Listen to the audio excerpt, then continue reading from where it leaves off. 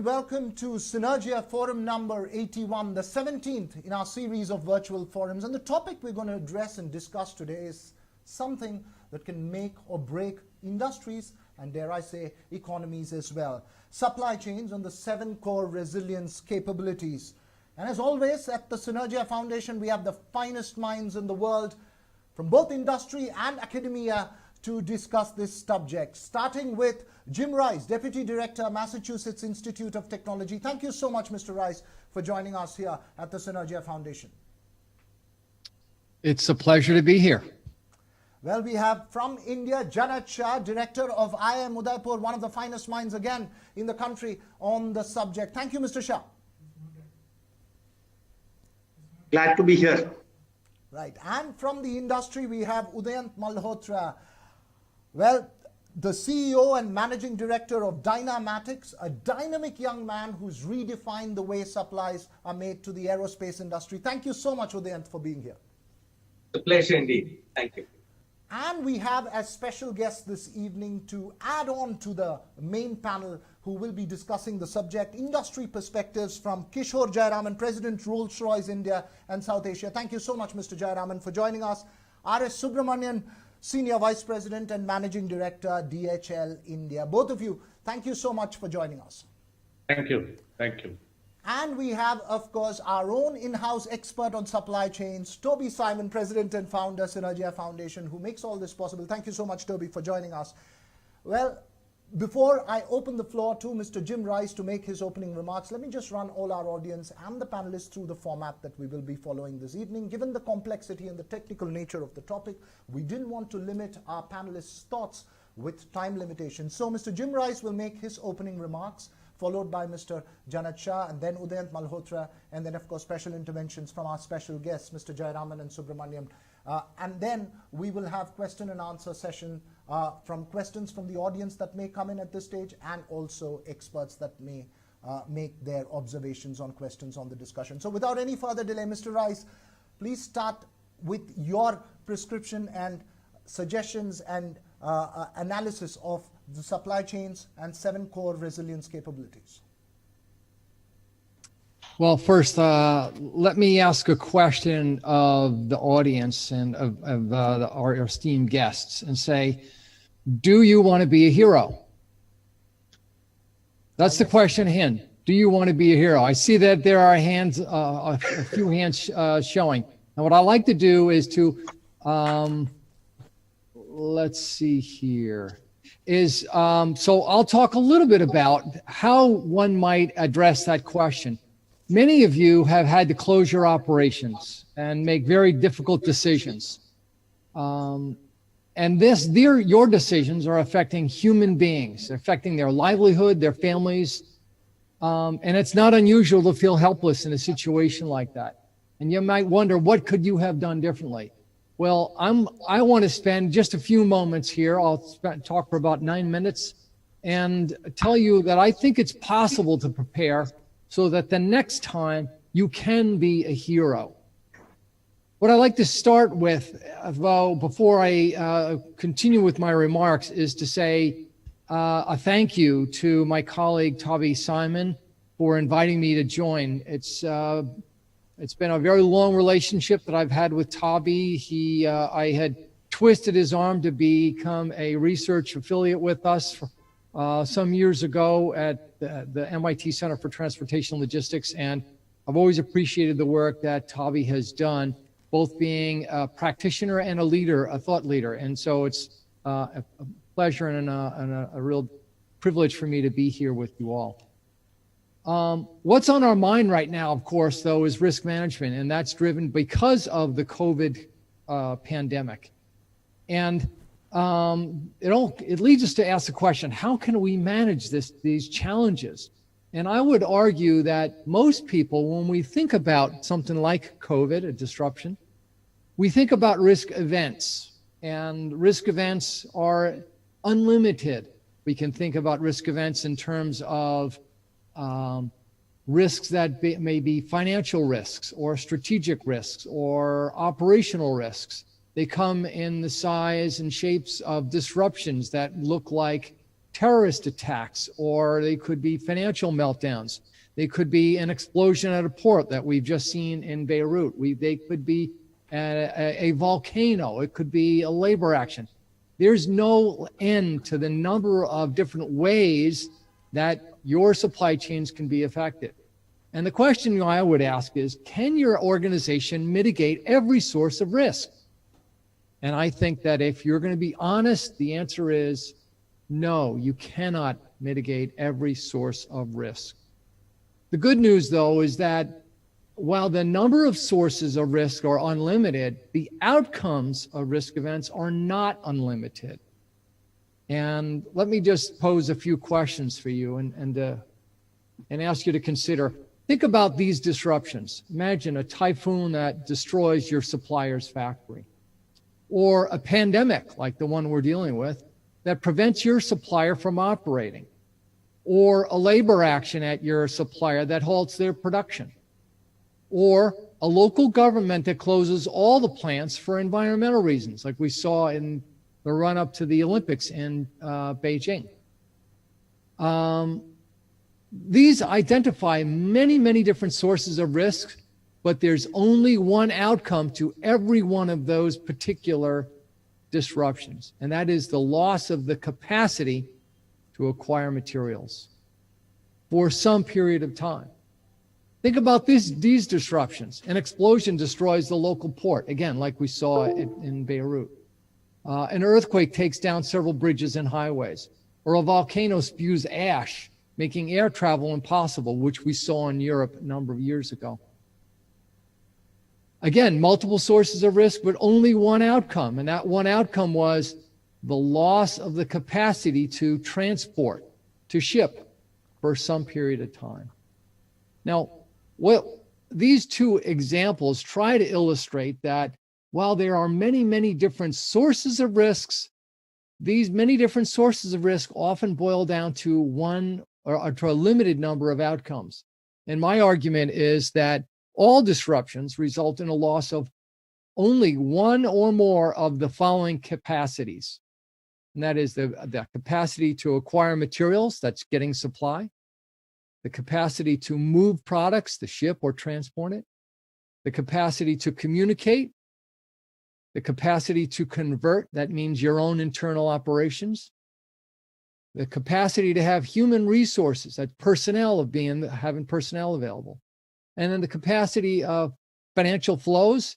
You need funds to operate. And then lastly, the capacity to distribute to customers and consumers. Now, in our past work, we've referred to these as failure modes. But if we turn them around and think about, if you have those capabilities, these indeed are the core capabilities that you must have to have a resilient supply chain. And again, that's the capacity for supply, to transport, to communicate, to convert, run your own operations, for human resources, financial flows, and to distribute. Now, this sounds simple, but it's not entirely so.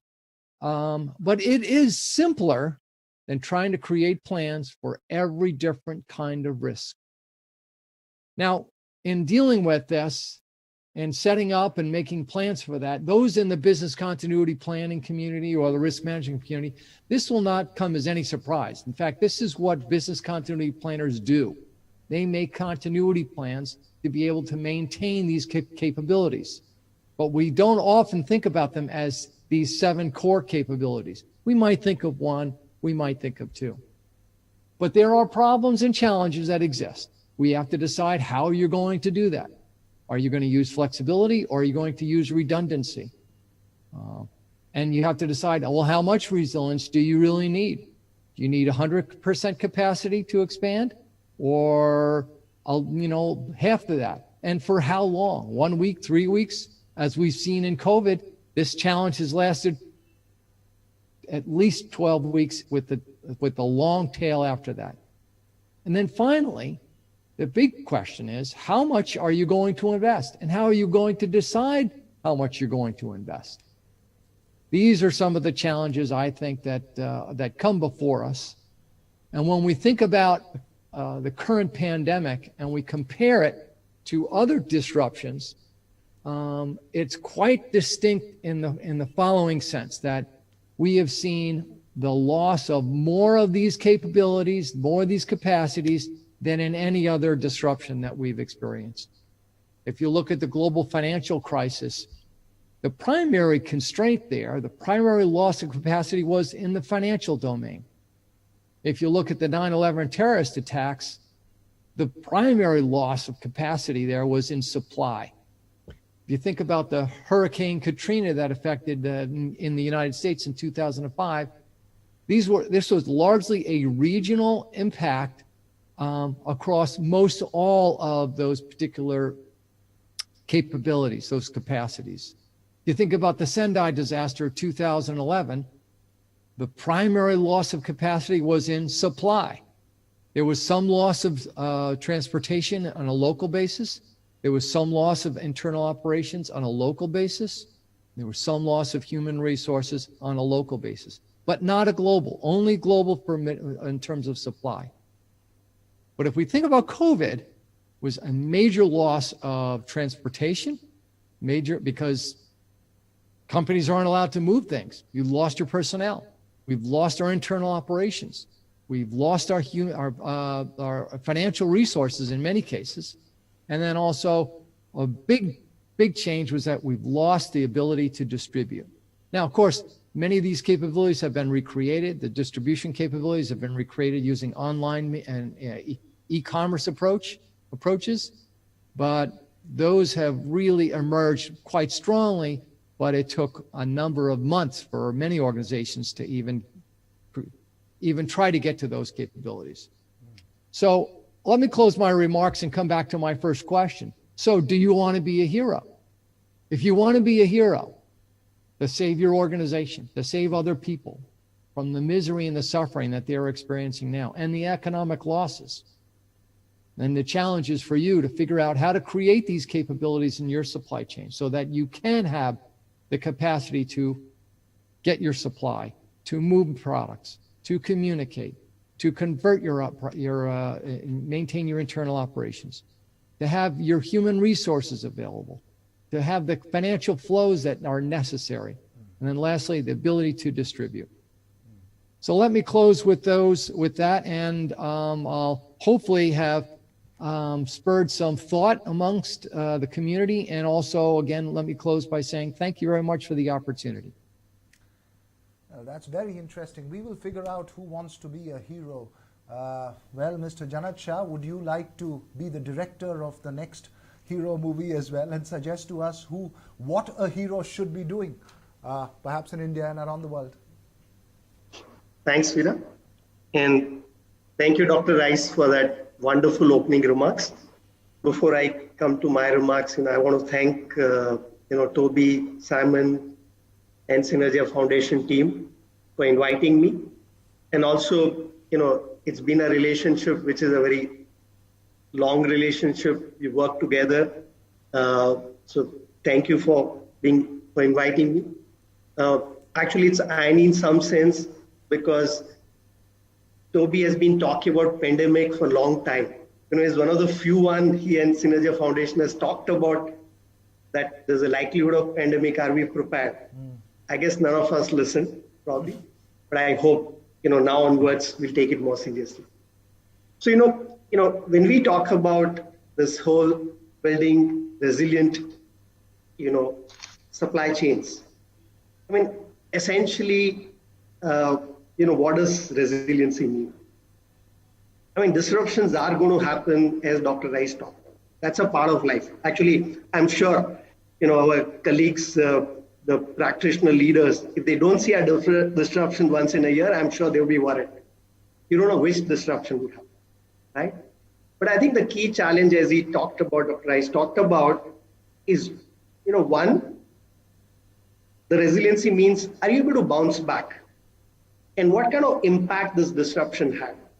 Okay, and let me just illustrate with one very famous example, which all of us, anybody who has studied supply chain risk management, Dr. Rice is a leader in that, talks about that famous example, which happened almost 20 years back.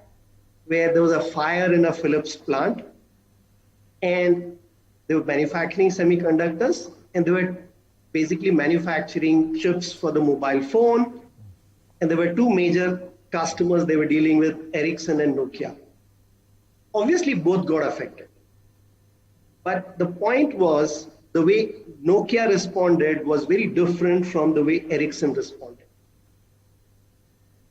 The outcome was that Ericsson lost almost 400 million US dollars and lost a market share of about 27 to 30%. So I think this whole idea is, as Dr. Rice talked about, that how prepared you were for possibility of an event like this. Nobody could predict that actually fire would happen, right? All kinds of, if you look at a country like India, we're all used to, today, for example, in last week, we all were worried about Bombay floods. And I'm sure every organization in Bombay has been worried, how do you handle operations during this period? Because, we regularly see floods in Assam, we see regularly floods in Bihar, we've seen hurricanes, we've seen even, certain pandemic of a smaller nature in Kerala. The obviously issue with COVID-19 is it's very different in some of scale and scope and time frame.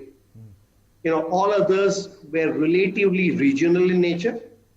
Here we talk about the entire globe getting affected, and it's been there for us for last 4 to 5 months, and we don't know how long it's going to go.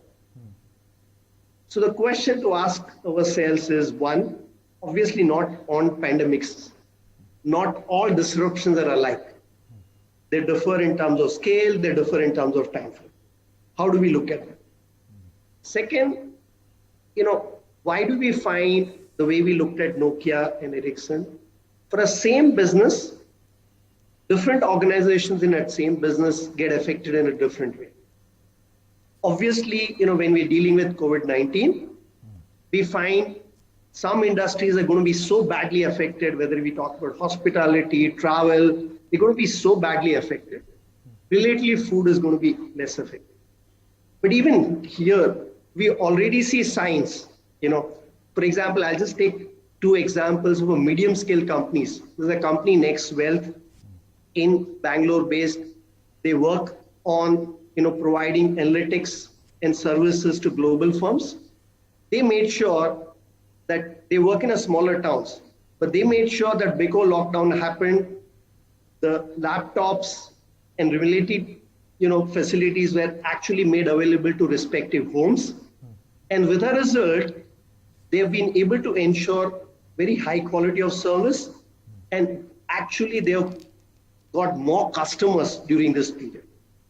I can understand, organizations like Deloitte and Accenture are very well prepared, but I'm saying even a medium scale organization like this, because they responded very fast. Similarly, I know organizations in a metering, which is already operating at 100% capacity utilization, while competitors are operating at 40 to 50%. So I think a couple of key questions is, one, is disruption, is risk management part of your agenda at a top management or not? And the organizations which have that behave in a very different way. So for example, just to draw, contrast, if I'm an organization where bulk of my supply comes from one organization in China, I don't know anybody in terms of tier 2 and tier 3, then I have the highest vulnerability. Vis-a-vis somebody else who has multiple suppliers, knows information at least about tier 2 and tier 3. So one is, first, at a design stage, what kind of vulnerabilities you have, and are you aware of it? And second, whenever disruption happens, because as Dr. Rice said, you will never be able to prevent it, are you able to respond fast to it? So that will determine both in terms of the extent you will get affected and how fast you will rebound to it. I just raise 2 more points and then I would close my opening remark. So one of the key questions all of us will have to ask is that I want to prepare a resilient organization, but what kind of investment I need to make? Is this a trade-off I need to worry about? That if I build a resilient organization, supply chain, it's going to come at the huge cost efficiency. And I think there are creative ways of actually avoiding this trade-off.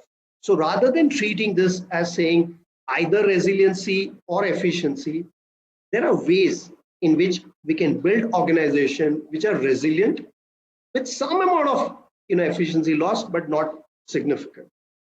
So can I design it? And second, as I said, so when we talk about design element, Dr. Rice talked about the flexibility, the redundancy, it could be in terms of inventory, it could be in terms of capacity, it could be in terms of multiple sourcing, multiple suppliers, whole portfolio of toolkits which are available.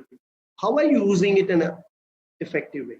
And now with new technologies like 3D printing and all, there are a lot of interesting possibilities that are available.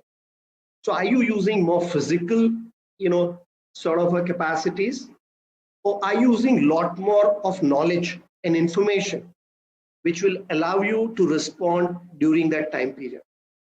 And lastly, obviously during the disruption, this becomes our priority one.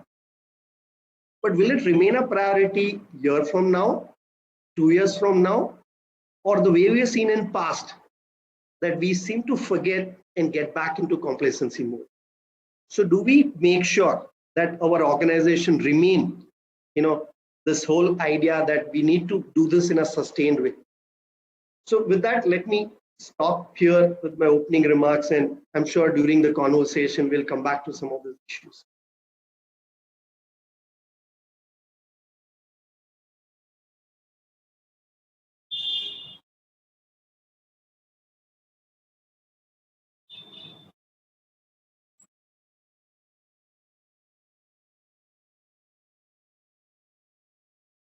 Veera, we can't hear you. Now, Udayant, can you hear me now? Yes, indeed. Yeah. So we've had the academics outline to us the real issues that are there. Those are core issues that one needs to address. But as a practitioner from the industry, how are you going to sort of balance between resilience, economic efficiency, and agility? Is it really a balance that needs to be made, and especially from an industry where you supply parts to the aerospace industry? How do you see the challenge ahead?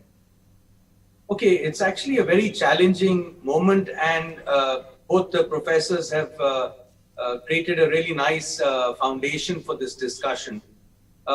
Our company, Dynamatic, is a mid-sized company with about 3,000 employees, of which a third are Europeans, Americans, Germans, Brits, and Americans, and 2/3 are Indians based in India. So we have a global mid-sized company, which is a manufacturer of highly engineered products. Now, in one of our products, we're the world's largest hydraulic gear pump maker, with 34% of the world's ag tractors using our products.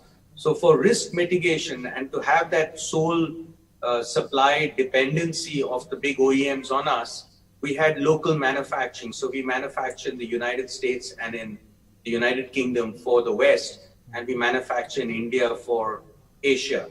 So in a sense, that business was not really disrupted by the kind of disruptions of the lockdowns, etc., because India went into lockdown, our local facilities were matching with whatever was around us in terms of suppliers or customers. But when we look at the aerospace industry, one of the major drivers for our success was how we looked at the value chain in designing our business. Now, if you look at Western aircraft manufacturing, it's really in Europe and North America, and all the certified suppliers of basic raw material are also Western. As these people, and then they had tier ones who did major assemblies, you had tier twos who make the parts, you'd have small treatments and fasteners and stuff like that, which would be tier three. And then the raw material suppliers, as they globalize, they started trying to get tier 2 manufacturing to the East, low-cost countries. We actually designed our system the other way around, because when you machine, you take out 92% of the metal. And if you were to machine it in India, you wouldn't be really benefiting from the swarf that you generate. So we actually put our manufacturing of the tier 2. So we're a tier 1, tier 2, and tier 3 in a vertically integrated chain where we buy raw material directly from the mill, machine it in the United Kingdom with robots, with low cost of capital. We take out all that 92% of the swarf, we briquette it and give it back to the mill, so you get the best value of money, machine, and material. And then we did all the engineering work and the artisanal assembly in India, which is the opposite of what everybody did up till now. And that created a lot of new value. But in this COVID situation, it became a challenge because the whole global system was disrupted. So, to us, we're really driven by risk because we're a sole supplier to Airbus, sole supplier to Boeing, and a sole supplier to Bell Helicopter for major structures. And there's no second supplier. And these industries were declared as essential critical infrastructure in all the Western economies. So India went into shutdown or lockdown. We were very fortunate. We are located in southern India, in Bangalore and in Tamil Nadu, Karnataka and Tamil Nadu. And these are really responsive states. So we can talk to the government, and within 5 days, they actually changed the law over here. And on the 1st of April, so 5 days after the lockdown, we were open and we were running. And in a sense, I think we were a little prescient about it, maybe because we're global, maybe because our antenna are up, because risk is such a major fear for us, because the obligation of being a sole supplier. We actually in the last week, we prepaid all our financial banking commitments till January next year. We just prepaid the next 4 quarters, actually the next 5 quarters. And we just said, something bad is going to happen. First week of February, we started training all our workforce for COVID. By the early part of March, we started testing all our employees. 100% of our employees have had swab testing, nucleic acid testing. Right. And indeed, we've conducted over 10,000 tests. It's the largest test program of any company in India. And we've been running our facilities. So I think what has happened is we've developed a very interesting model. We work with the Indian Institute of Science here in the protocols for testing. So it was even before ICMR had developed a system, we had something which we worked out between the state government and the Indian Institute of Science as a research screening program. And what we were also able to do as an intervention was pivot a part of our research into developing what is now the world's lowest cost ventilator. And we can produce, 25, 30,000 of these per month. These are low cost. They don't use electricity. They get driven by an oxygen cylinder. And we sell them for $33 each. And it keeps you fully alive. It's something like you use when you're ascending a mountain or you're up in a fighter jet in one of the old aircraft with an oxygenator, with a regulator. So it's really interesting mill-derived technology that will save lives. And with that, I think I just like to say that the crisis is teaching us stuff every day. Our customers are happy. We haven't missed a heartbeat. Our banks, we didn't take any of the forbearance of what our Reserve Bank of India offered. In fact, we don't owe anybody anything. And I think we're running our business very safely with less than 1% of our people at any time out on COVID. Right. So that's what it is. Thanks, Udayan. That was a specific company perspective. And before I get Mr. Jayaraman and Subramanian, I just have a quick question to both Mr. Shah and Mr. Rice, which I just want quick responses for. One of the key factors here is in a post-COVID world or after a particular event like this nature, Mr. Shah pointed out that as we go further away from an event, you tend to become more and more complacent. And when you're further away from the event on this side, when it's in the future, The threat is always theoretical. So for companies to reimagine their supply chains and reinvest in supply chains, there needs to be enormous amount of focus and involvement of economic resources. Given that, is there a formula to calculate how much is enough? Is there a basic two-step principle that companies can follow to say this much is the investments that we have to make, we cannot have anything less than that? Is there something of that nature? Mr. Rice and Shah, quickly.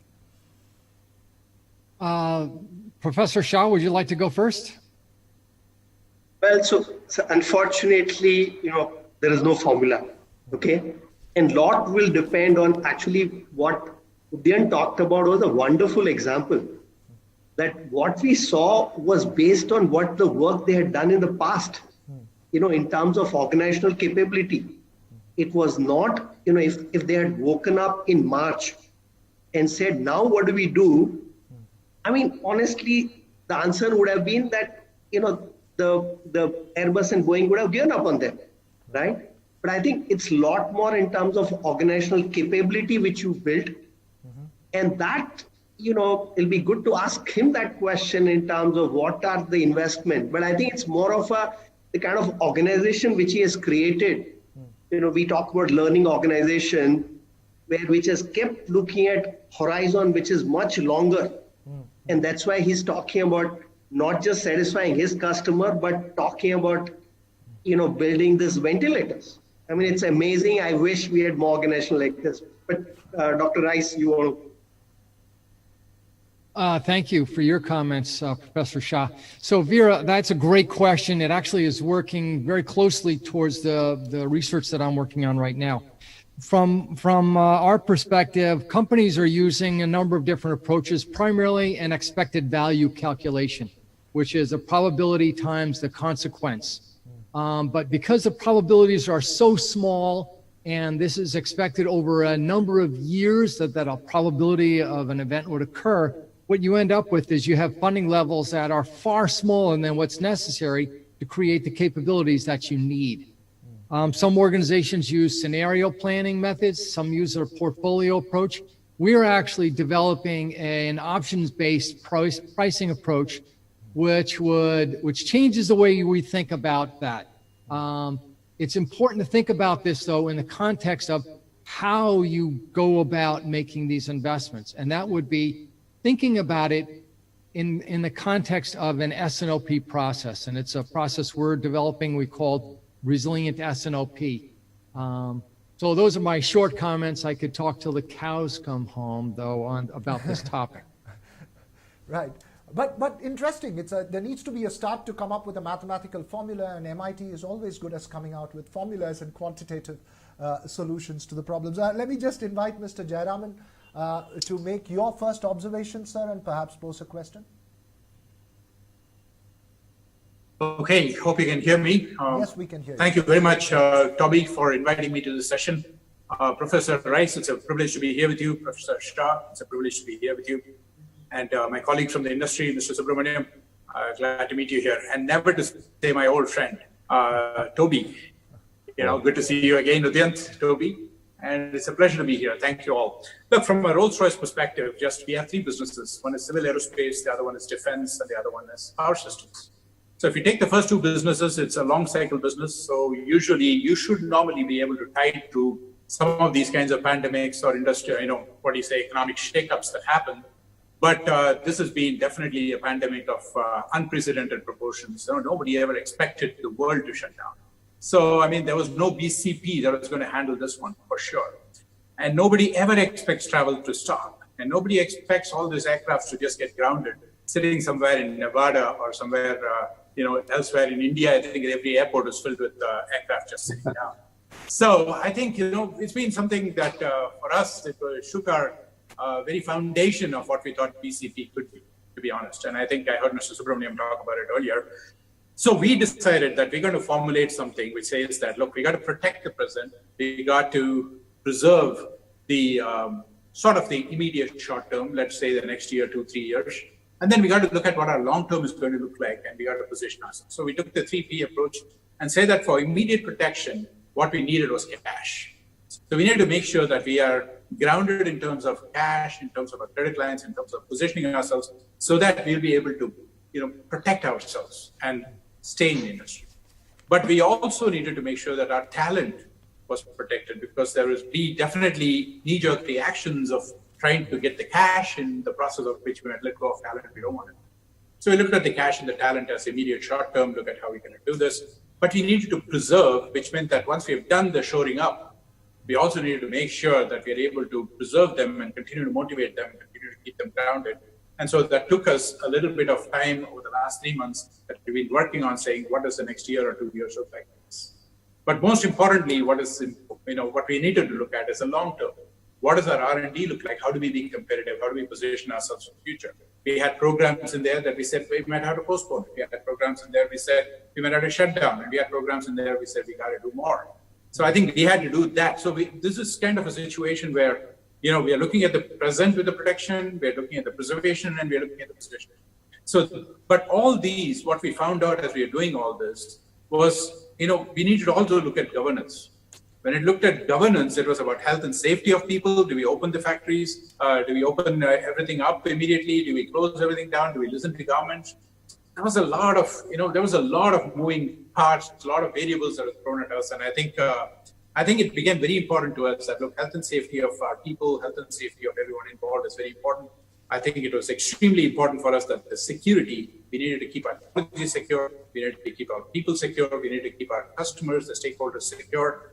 And I think eventually the culture, what culture will bring out of this? Is it going to be work from home culture? Is it going to be people coming into the office culture? So the culture was also evolving with people looking at how they're going to collaborate with each other and with all our stakeholders. So to be honest with you, I think the last 3 or 4 months has been something of a little bit of a wake-up call. And I think we have kind of sort of figured out a new normal that we are all working into.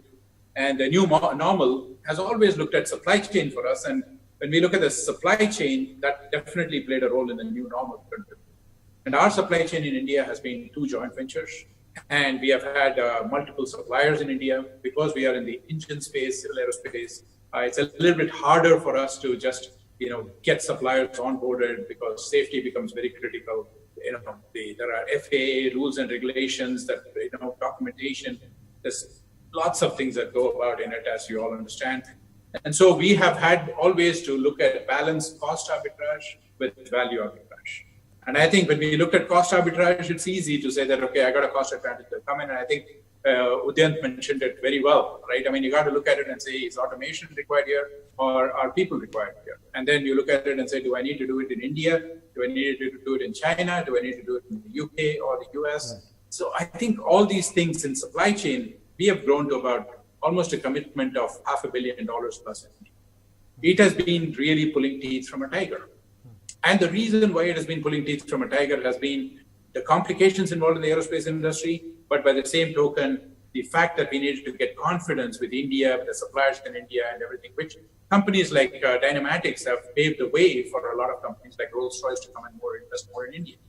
And I think today we formed a joint venture in Pune with Force Motors, so that we are going to be making a whole engine line, reciprocating engine line in India for the globe. And this pandemic, what it did was we were about 1 week away from start of production, and we had to shut it down because nobody could travel anywhere. And guess what? There are no revenues. Now the shareholders have to figure out how to put in more money into it. Now shareholders have their own problems with their own cash position. So how do we save all these things? So I think at the end of the day, yes, supply chain, has and will change for us.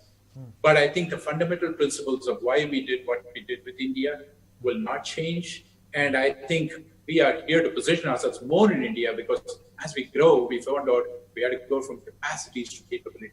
As we grow from capacities to capabilities, we had to grow from cost arbitrage and arbitrage. And I think that's been the story of Rolls-Royce in India. I will stop there, and I will. Right, and I'm sure your joint venture partners would be happy to hear your commitment on that. Thank you so much. But I just picked up one question from what you were saying, and I just wanted to pose that to Mr. Rice and Mr. Shah as well, if you have insights, if you want to contribute into that a little bit, is how important is the culture of decentralization as we go forward? Is that the only insurance that you can create against threats that you don't know, a sense of decentralization, a sense of spontaneity in terms of decision making within corporate structures? Thanks for the question. And thanks for your remarks, Mr. Jayaraman. Very impressive, as well as Mr. Toby Malrothas. I think I have the honor of being together with some heroes here, so it's a pleasure. I think that your question, though, can mislead folks. Not your question doesn't mislead, but the idea of distributing the location of your facilities.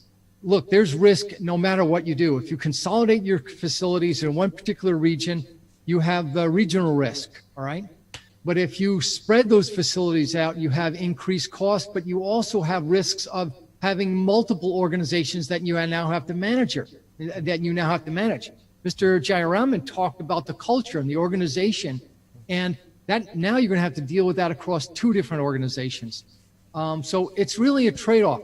Ultimately, there is more. There is some wisdom, I think, in distributing the risk across multiple facilities. But these are trade-offs, and it's not something that one could say you have to have one single operation or multiple operations or operations in every country.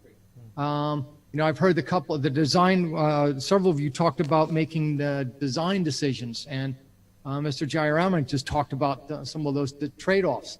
The organization has to think about that. So we saw after the trade war started last year, there was a big rush of many organizations that tried to leave China and realized that, it's going to take 18 months at least in some organizations to build those capabilities. And even then, it's hard to build up the suppliers, the capable suppliers, particularly in the aircraft industry. So I think thinking about this from a design perspective is useful. It may lead to more regional supply chains, but there are risks with regional supply chains. It doesn't diminish those risks completely. Right, interesting point. Mr. Shah, do you want to make a comment, or could I go across to Mr. Subramaniam first next?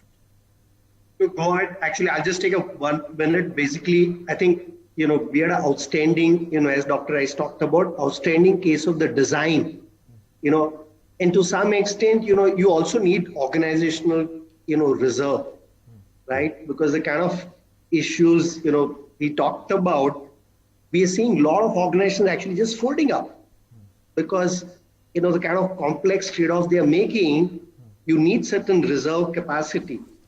Now, without that, we are seeing 25% startup actually disappear. Now, if you don't have those basic capacity and the reserve, you won't be able to do it. But I think we are seeing here outstanding examples of how people have used that reserve capacity in a very interesting way. Right. Interesting. The conventional wisdom may suggest to some that spreading out the risk is equal, but as Dr. Rice points out, there's a flip side to that as well. Mr. Subramaniam? Yeah. Please go ahead, sir. Oh, I think his... Okay. Very, very interesting. So I think your internet supply chain is being disrupted at this stage. We cannot find... Well, I will try and get Mr. Subramanian back into the conversation, but just carrying on this conversation in terms of Udayant. Udayant, you're a young... Can you hear me now? Yeah, we can hear you, sir. Can you hear me now? Go ahead. We can hear you. Go ahead, sir. Yeah. Okay. Thanks, Toby, for literally pulling me into this panel. I think it's been last few days, in fact, not just the last 1 hour or so, last few days has been a learning experience. We're trying to find out what this resilience we're talking about and relate to what we do inside the organization. So some terms are nice, but it's a great learning for me to preparing to come here. And I've been hearing Professor Rice and Mr. Shah and the industry colleague making a comment. So I think one simple sentence I will make, which is that when an aircraft engine comes out of Rolls-Royce, it doesn't go through a final stage in the manufacturing to say that now it will go through a process by which it will become reliable. I think by design and by parts and every single element and every single supplier and every single employee who's on it, the entire infrastructure and ecosystem which brought the engine is built to breathe reliability and quality, right? So I think the entire story on the risk management is, I'm trying to relate to what we are doing in DHL. We say that we should be the last going out of a geography and first to come back into the geography. Which basically means that you have a staying power and you have the resilience to come back into full operation. So I think the pandemic has given us the opportunity to demonstrate exactly that. Yeah, I think we hardly had a single day of downtime, and we put a simple banner theme for our organization to say that if our customers are operational, we should be operating and providing them service. And therefore, the basic work for us was to ensure that I match demand and supply, demand with supply, which is DHL capacity to serve. And we are a very large operation in the country and globally with 220 countries, close to 300 aeroplanes we fly internationally, and on any given day on air, I think the largest volume being carried is by DHL. So we are the largest cargo plane internationally on air. So, but then that operation can work only when it is built with reliability, because we promise customers 96, 97, 98% on delivery, on commitment in terms of transit time, which we commit to them. How does it get built? I think if I am looking through our process, I think we are paranoid about risk assessment. I think almost every quarter, every month, there is an assessment of some dimension or the other. Business continuity planning is sort of reviewed every now and then. And in India, there have been, the other thing is that there is so many things happening around you, and is your organization learning? I think Professor Shah made a comment about learning organization. I had written a point saying, learn from the disruptions. Because in the last 10 years, as an organization, we've seen one big fire, we've seen one mega flood, we've seen some 5-6 different floods, we've seen a few curfews due to terrorist attacks. Is your organization learning from it? I think I can relate to 10 things we've done in the last 10 years, which are each one of them is relating to an incident which taught you something. You know, when the Bombay floods came, 2 years after that, we split our customer service team into 2 locations. We had one in Mumbai. We set up a second team in Chennai, and we grew both of them, and today we are 50-50 between the two. So any one center goes down, the other one is kicking in. So how do you build your BCP into your design? How do you build capacity to resist disruption, and how can you be responsive? So therefore, when we are running a fleet, we are permanently asking, saying how much of it will be owned by us, how much of it will be available. What is the flex you are building? The flex is you are building because if your system gets disrupted, how do you bring alternate services into place so that your continuity is maintained? Similar is the case with all your IT systems. I think our business runs on information. For a long time, we used to have an uptime of our global systems at 99%. And this 2 years back, we asked a question saying 99 is not enough. Why can't our systems be 100% uptime? And then therefore, we built so many redundancies and changed technology and invested so heavily. In January this year, we ticked the box saying we are now 99.978 or something like that. I think sometimes you do the right things, you get lucky, because that has helped us stand this COVID, because your redundancies in terms of your systems have been really fantastic. And therefore, we were able to be the first mover in most places and never leave the market, and our capacities are running.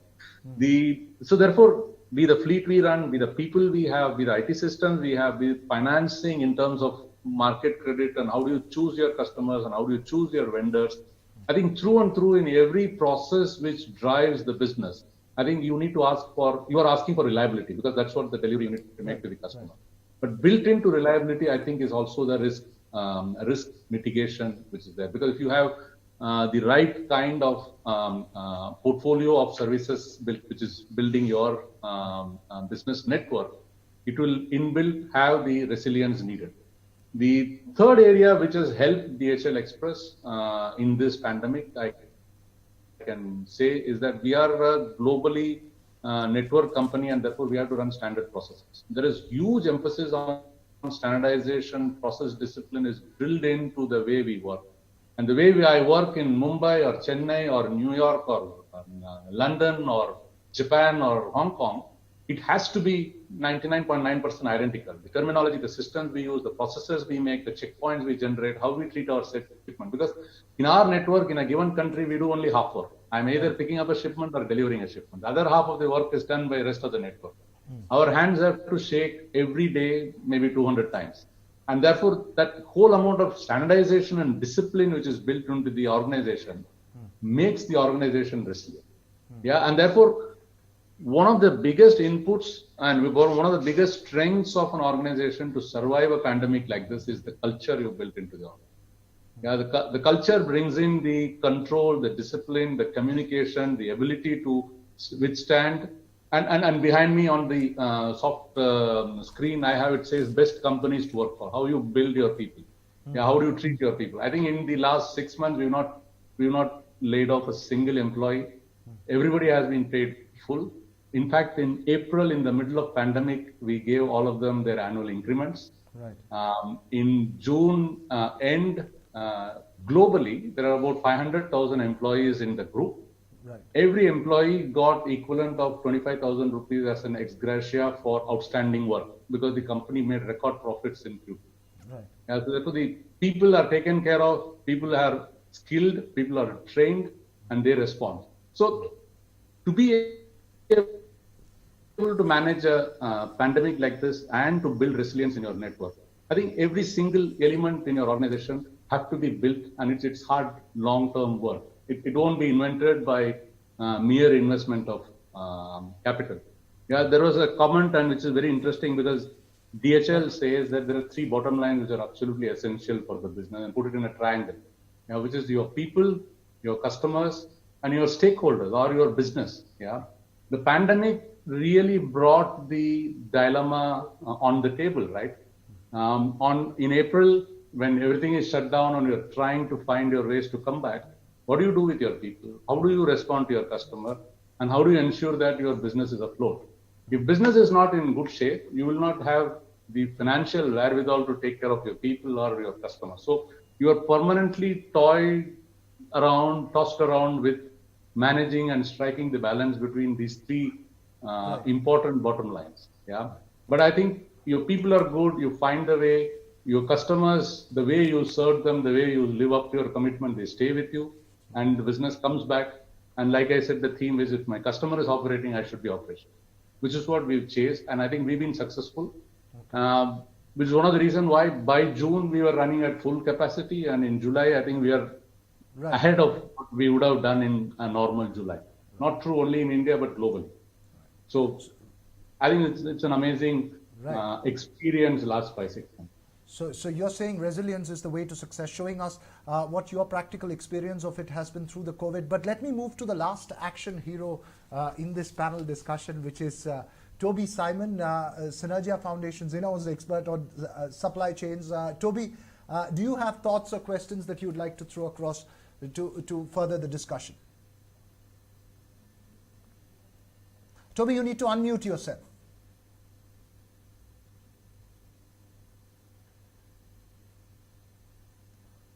Can you hear me, Veera? Yeah, I can hear you. Please go ahead.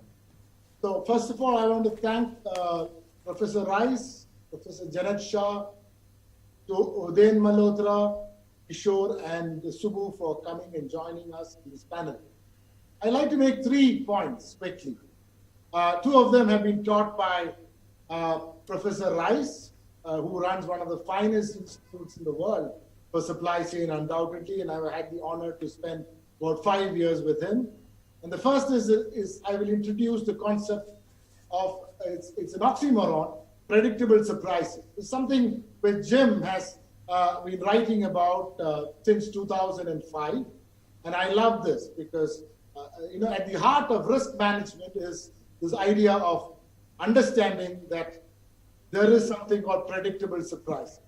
The second was something Professor Shah introduced me to, that how do you convert supply chain risk from being a bottom line to a top line, where you use supply chains and you see that you can make more money. And I was saying this is what organizations should do and not consider supply chain as a cost. And let me provide the context to it. For example, if I were to work with a company and the discussion centered around balance sheet, okay, and the company has reserves, surpluses, all that, it's fine. But to me, it's a historical document. It's not something which is, I would be more interested to know about the resilience document of the company. How safe is it for me to deal with this company? Because if something goes wrong with that company, I will also suffer. So these are the three things that I have learned from Rice and Shah in these many years of my interaction. And I think we are also privileged to have them today because they are two of the finest minds, along with our industry experts who have shared some brilliant insight. Right. Thanks so much, Toby. I think taking forward from the question that you were saying, making a resilience document or a resilience report of companies, I just want to put across to Mr. Rice and to Mr. Shah, how much is underinvestment in resilience or the fact that it's going to go on, it will go on, we will somehow get over it, an underinvestment attitude in resilience to blame for the economic losses one feels at this stage. And is there a sort of a yardstick or a scale by which you can measure different industries or different sectors on the basis of their underinvestment in resilience and perhaps suggest them to boost their investments in that area?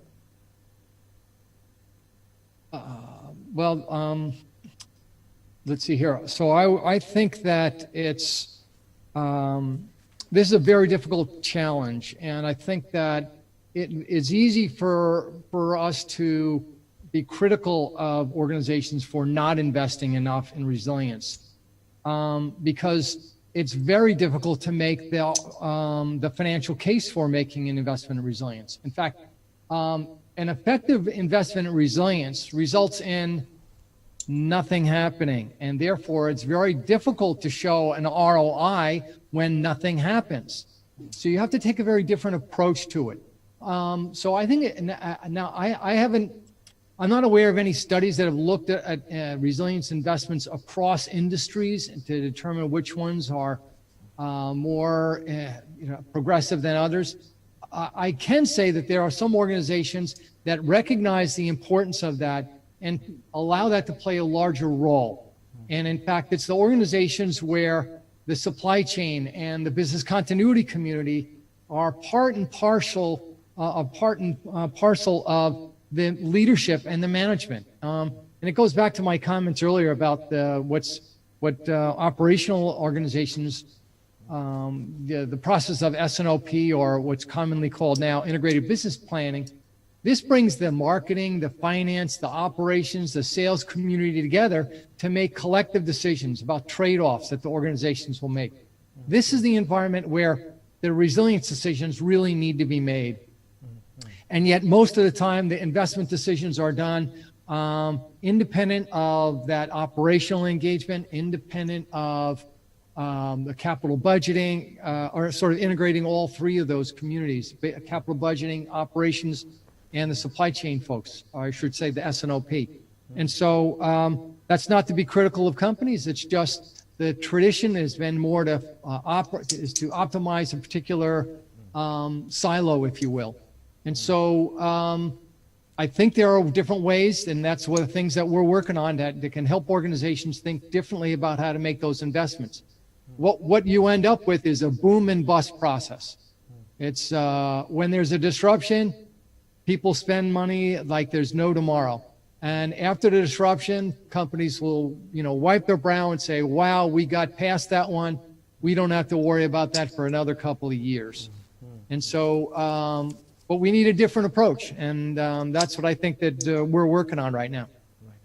Mr. Shah, quick question, just taking off from what Mr. Rice has said, what has been the fundamental learning in terms of supply chains that COVID has brought about? The one key thing that you think everyone must be aware of and do henceforth after this pandemic in terms of building more resilience into their supply chains?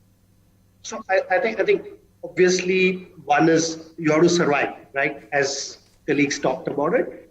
But is there a way you can come out stronger at the end of it?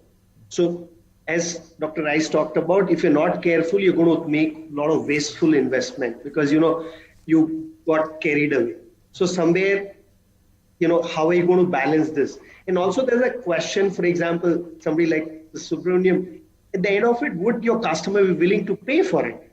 Finally saying that I've made all this investment, but during normal time, my customer would come back and say, why should I pay for all this reliability, which I don't value? So I think somewhere, how do you even make sure your customer understands this? That, during normal time, you don't probably benefit from it, but during those difficult times, disruption times, you'll get more out of this than what you would have paid. This whole, the balance. So I think this is a very important issue, that how do you do this right, and how do you make sure your customers and, stakeholders value it.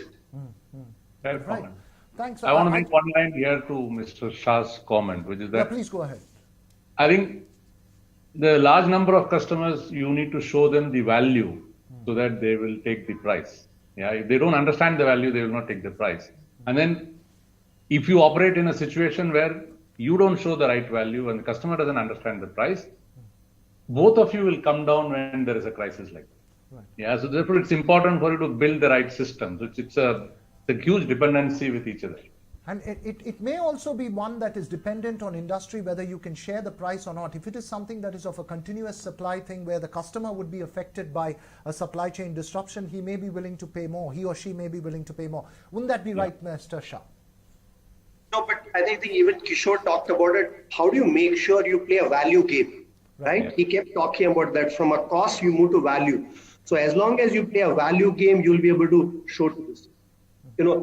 Toby kept talking about it. This has to be finally value game. Right. So if you're able to do that, then you will be able to, everybody will benefit. Others will pay, the cost game, and will come down to lowest common denominator. Everybody would be worse off. Yeah. Right. Quickly, Udayant Malhotra, I just want to get your thoughts very quickly on this. Do you believe that post-COVID, the fundamental change is that you might see people, like for instance, there are several economists who are advising to governments that, look, this is not the time to look at fiscal deficit GDP ratio at this time. This is the time to spend to reboot the economy.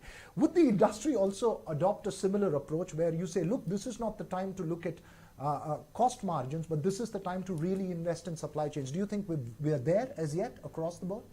Quick. I think companies all have constraints, which a lot of governments, with their federal reserves, the reserve banks, their ability to expand money supply and the tools that governments have, I don't think we can compare. But I think by design, you can design certain interventions. I think there were some really astute comments made by both Professors Rice and Shah about redundancy and the cost of redundancy, and how some of these may not be paid for in normal times.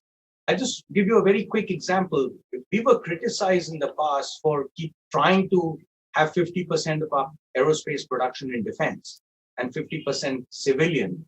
And we actually had a 56% and a 44%, almost half and half.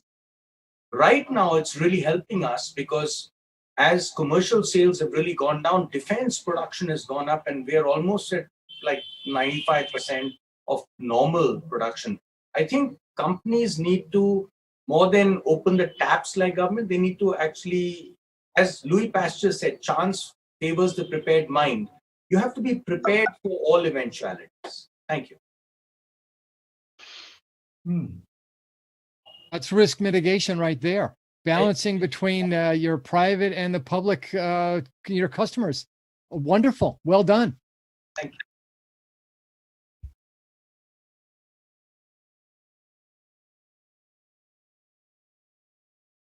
Can't hear you, Vera.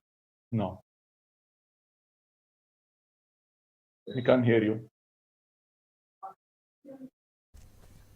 Now, can you hear me now? Yes. Yes. So one quick final question. You have given him the certificate of being the hero, and I think you've got 3 heroes. You started 4 heroes here. I count myself out because I've not done anything with supply chains. But Mr. Rice, a quick question to you. Where do you see in the post-COVID world, do you believe that supply chains will become more resilient? Companies will take this, given the scale of the pandemic was unseen before, and the kind of disruption that it created was not something that they have gone through before. And number 2, what does this do to international trade and businesses in terms of spreading your supply chain to other countries, the cost effectiveness which was driving your investment in other places. Quick responses to what do you believe will be the lasting changes from this pandemic? I expect there will be an increase in resilience, but it will not be a huge step change. It's been increasing since 9/11 and 2001. So it's a slow change. It's an evolution. This will probably accelerate somewhat, but it's going to take time. For the aforementioned reasons, it's difficult to make these investments outside of the time when you have a disruption. Price pressures, cost pressures will make that very challenging. I do think that there's going to be a shift towards a more risk-balanced supply chain for organizations, and that was being pushed not just by COVID, but also by the trade wars that started last year and had continued last year, but certainly accelerated. Right, interesting. Professor Shah, quick question. Yeah, Does that mean... I would say, actually we're in the midst of some major changes even before pre-COVID. The two were one, which he talked about, Dr. Rice talked about, is geopolitics, which has to have major impact. And second was the digital. We were in the midst of a major digital revolution. And what probably COVID would do has a trigger to accelerate on both fronts. So we're going to see a very fascinating world where, already all these forces were there and COVID has acted as a big trigger. So we're going to see a lot more acceleration on that. Right. My second question was that, in terms of manufacturing economies like India, you've always had this competition with India versus China because of China's cost effectiveness. Do you believe that cost effectiveness is going to play a lesser role in business decisions at this stage, and it's going to shift more towards more resilient, reliable manufacturing sectors? I'll take first and then I think the resilience would mean lesser dependence on China. So I think that part is, it's going to, so countries like India has a great opportunity, but we will have to put our act together. Right. Essentially, nobody's going to come to us because they're saying China has a problem. Right. There are enough competitors around. Right. I think India has a great opportunity, but we will have to put our act together and say we are a great, place to help you in being more resilient. Right. But that's a lot of it is we'll have to do it. Over to you, Dr. Rice. Right. Thank you so much. I just want to get a quick word from Mr. Jayaraman before we close the show because we've not gone back to him. Mr. Jayaraman, what is your prediction on the one lasting change that's going to happen to supply chains post-COVID?